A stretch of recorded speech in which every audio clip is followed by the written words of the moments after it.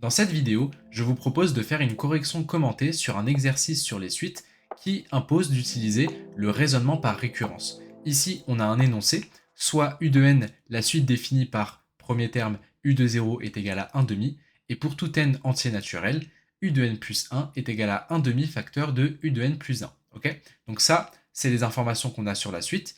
Et ensuite, on nous dit montrer que pour tout n appartenant à l'ensemble des entiers naturels, u de n, donc les termes de la suite u de n, seront toujours inférieurs à 1, d'accord? Donc ça, c'est la propriété qu'on va chercher à démontrer, et pour ça, on doit utiliser le raisonnement par récurrence. Du coup, ici, on va résoudre ça ensemble, et je vais commenter chaque ligne que j'écris, comme ça, vous pourrez bien tout comprendre. Du coup, ici, pour résoudre ça, on fait comme ce qu'on a appris en cours. La première étape, c'est l'étape d'initialisation. Donc on la note, initialisation. Comme ceci, ok? Donc, dans l'initialisation, qu'est-ce qu'on doit faire? Eh bien, on doit commencer par définir notre propriété. Alors, la propriété qu'on va chercher à montrer, c'est la question de l'énoncé. Du coup, ici, on écrit soit pour tout n appartenant à l'ensemble des entiers naturels, la propriété P de n, et cette propriété, donc, quelle est-elle?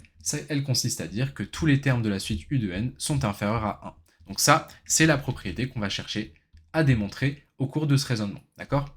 Et dans l'initialisation, la partie la plus importante, c'est de montrer que cette propriété est vraie pour le premier terme, d'accord? C'est-à-dire que P de 0 est vrai. Du coup, ici, on écrit « montrons que P de 0 est vrai », comme ceci. Ok, je rappelle l'étape d'initialisation, on veut montrer que la propriété est vraie pour le premier terme.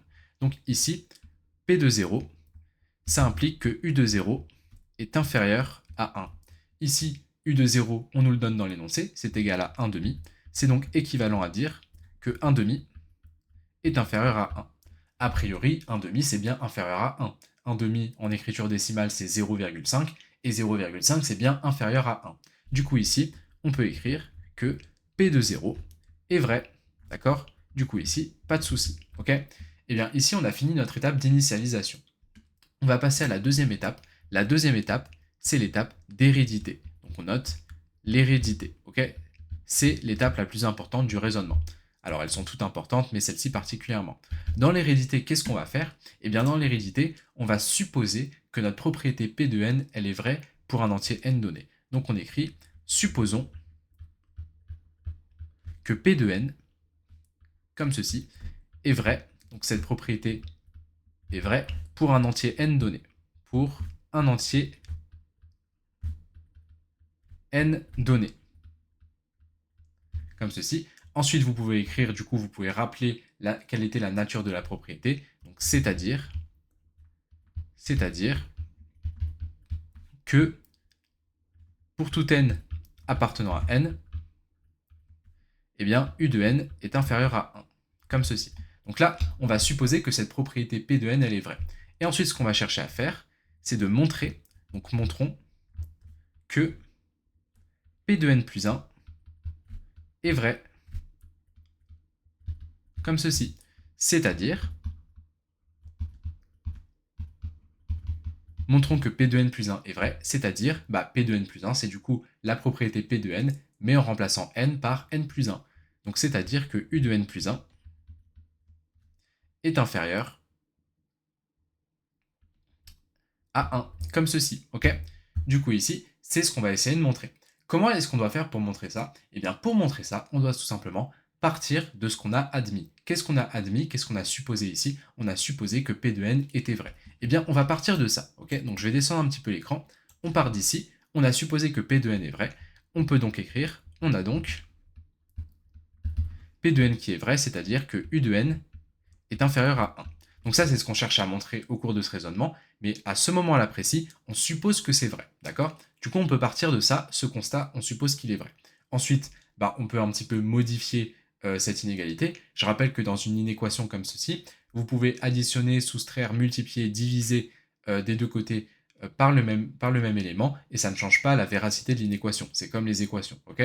Donc ça, c'est quelque chose que vous savez maintenant depuis le collège. Du coup, ici, par exemple, ce que je peux faire, c'est que je peux faire plus 1 de chaque côté. Du coup, ici, de chaque côté, je vais écrire plus 1, comme ceci. Ok? Du coup, je me retrouve avec U de n plus 1 inférieur à 2.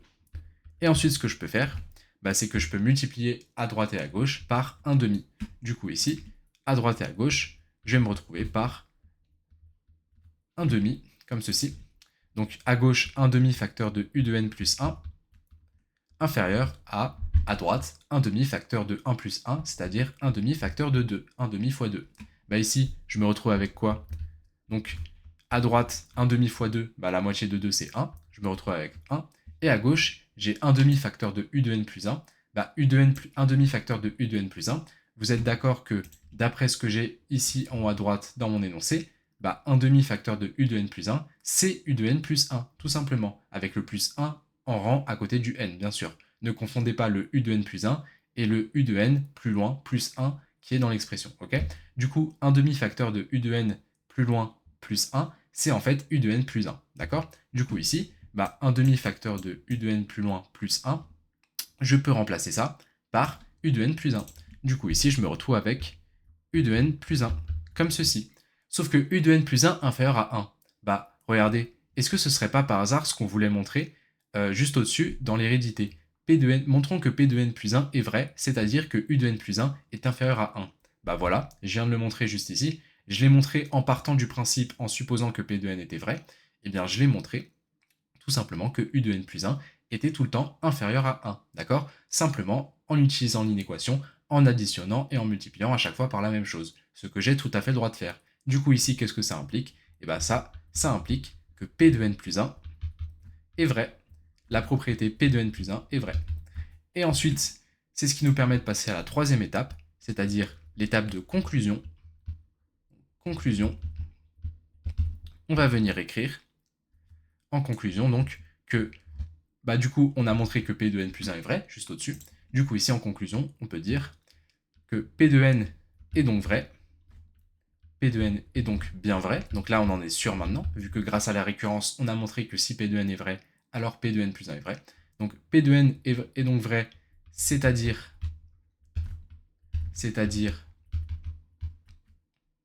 que, donc, quelle était la propriété p de n? Pour rappel, p de n, c'était u de n inférieur strictement à 1. Donc p de n est donc vrai, c'est-à-dire que u de n est strictement inférieur à 1.